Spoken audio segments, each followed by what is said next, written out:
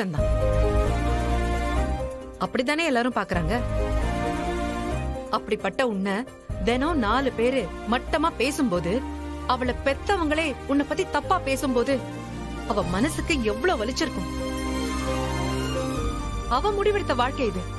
அது தப்புன்னு எல்லாரும் சொல்லும் போது அவளுக்கே நம்ம தப்பு பண்ணிட்டோம்னு குற்ற உணர்ச்சி ஆகாதா? என்னைக்கு ஒரு பொண்ணு வாழ்க்கையில இவனை காதலிச்சதே தப்பு, இவனை கல்யாணம் பண்ணிக்கிட்டதே தப்புன்னு நினைக்கிறாளோ, அப்பவே நீங்க எல்லாம் செத்ததுக்கு சமம். அக்கா, ஆமா கேசவா, இதுதான் உண்மை. நீலாம் வாழற கணக்கிலே வரமாட்டேன்.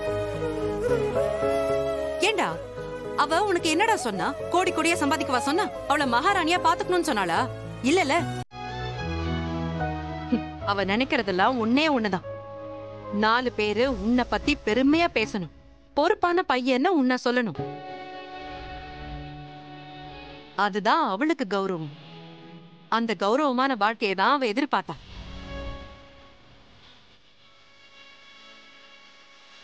ஆனா நீ இதுவரைக்கும் அவளுக்கு கொடுக்கல. உன் மாமனார் மாமியார் உன்னை பத்தி தப்பா பேசும்போது ஆரம்பத்துல எனக்கும் கோவம் தான் வந்துச்சு. ஆனா ஒரு கட்டத்துல அவங்க பேசுறதுல என்ன தப்பு அப்படின்னு தோணுச்சு.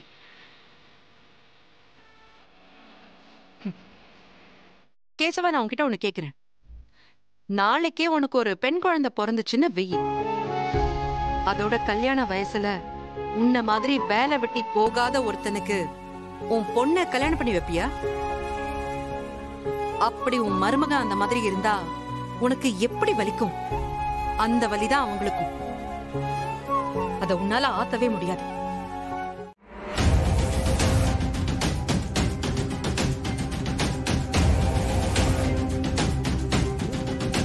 தூக்கி போடுமா. உனக்கு ஒரு நல்ல செல்வாக்கான வாழ்க்கைய நான் அமைச்சு கொடுக்கறேம்மா.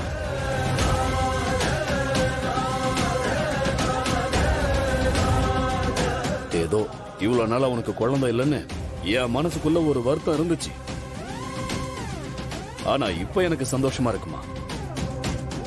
அப்படி ஒரு குழந்தை இருந்திருந்தா டைவர்ஸ பத்தி நாங்களே கொஞ்சம் யோசிக்கிற மாதிரி இருந்திருக்கும். இப்ப அந்த பிரச்சனை இல்லல்ல. தைரியமா கையெழுத்து போட்டு கொடுமா. அக்கா, என்னக்கா யோசிக்கிற? ஒன்னும் பிரச்சனை இல்ல. நிதானமா படிச்சு பார்த்துட்டு பொறுமையா கையெழுத்து போட்டு குடு. நாங்க எல்லாரும் இருக்கோம்ல. போடு அண்ணா. என்னண்ணா நீ எதுவும் சொல்ல மாட்டேங்கிற? எனக்கு என்ன சொல்றதுன்னு தெரியலடா.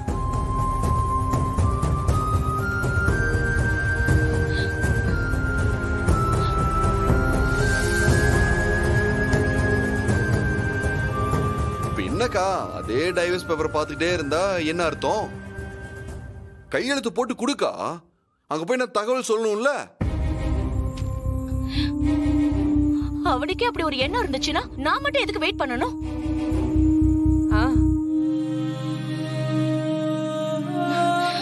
குடுக்கறேன். டேய், இப்பதான் வாழ்க்கையிலே உருப்படியா ஒரு காரியம் பண்ணிருக்க. இப்படியே இரு, மாறிடாத.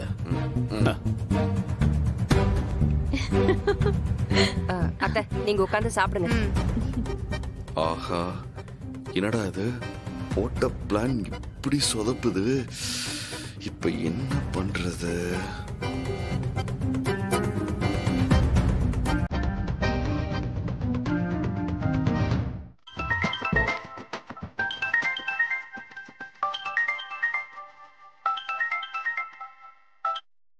சொல்லுங்க வெற்றி.